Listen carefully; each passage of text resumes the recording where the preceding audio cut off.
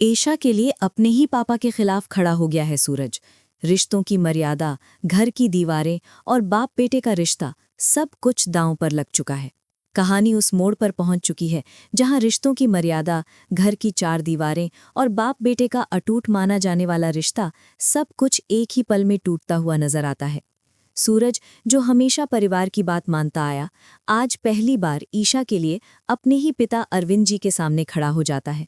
वजह सिर्फ एक, उसका सपना, आईएएस बनने का सपना, जिसे वो किसी भी हाल में मरने नहीं देना चाहता। अरविंद जी का फैसला बिल्कुल साफ है, अब सूरज पढ़ाई नहीं करेगा। उनके लिए समाज की इज्जत, बेटी रिया का रिश्ता और लोगों की बातें, सब कुछ सूरज के सपनों से बड़ा है। लेकिन सूरज झुकने वालों में से नहीं है।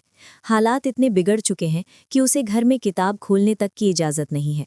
मजबूर होकर वो बंटी के घर जाकर छुप छुप कर पढ़ाई करता है। रात रात भर जागकर डर और उम्मीद के बीच वो अपने भविष्य को बचाने की जंग लड़ रहा है। लेकिन कहते हैं ना, सच ज्यादा दिनों तक छुपा नहीं रहता। अनिल, जो पहले से ही सूरज और ईशा के खिलाफ जहर घोलता आ रहा है, मौका देख रहा था।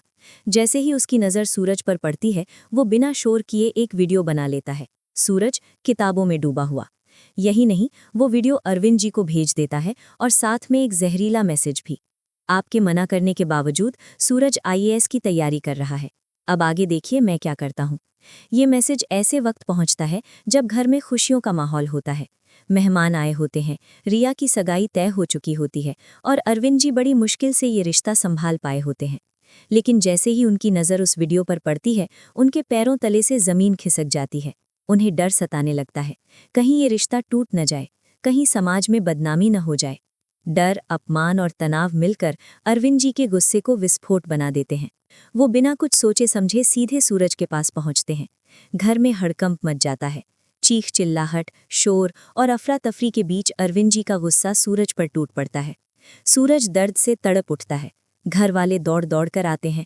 कोई बीच बचाव करता है, कोई हाथ पकड़ता है, कोई रोते हुए उन्हें शांत कराने की कोशिश करता है। लेकिन उस वक्त अरविंद जी किसी की सुनने को तैयार नहीं।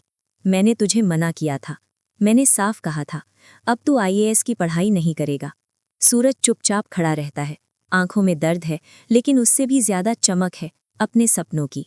तभी ईशा आगे बढ़ती है। पहली बार वो खुलकर अरविंद जी के सामने खड़ी हो जाती है। सवाल करती है, जवाब मांगती है।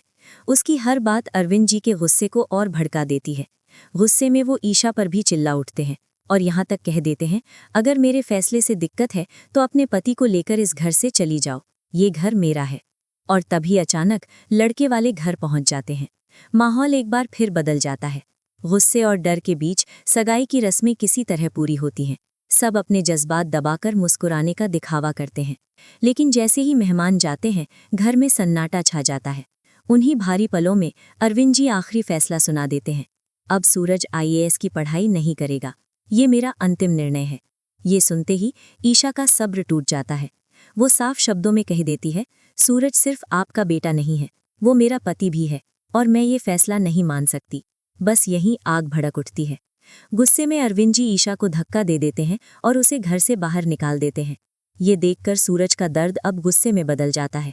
वो दो टूक ऐलान कर देता है, मैं आईएएस बनकर रहूंगा, चाहे इसके लिए मुझे सब कुछ क्यों न छोड़ना पड़े। इतना ही नहीं, वो ईशा के साथ इस घर को छोड़ने का फैसला भी सुना देता है। ताई जी बहुत समझाने की कोशिश करती हैं, रिश्तों का वास्ता देती हैं, लेकिन अरविंद जी दरवाज़ा बंद कर लेते हैं और उसी दरवाजे के साथ एक परिवार भी दो हिस्सों में बंट जाता है।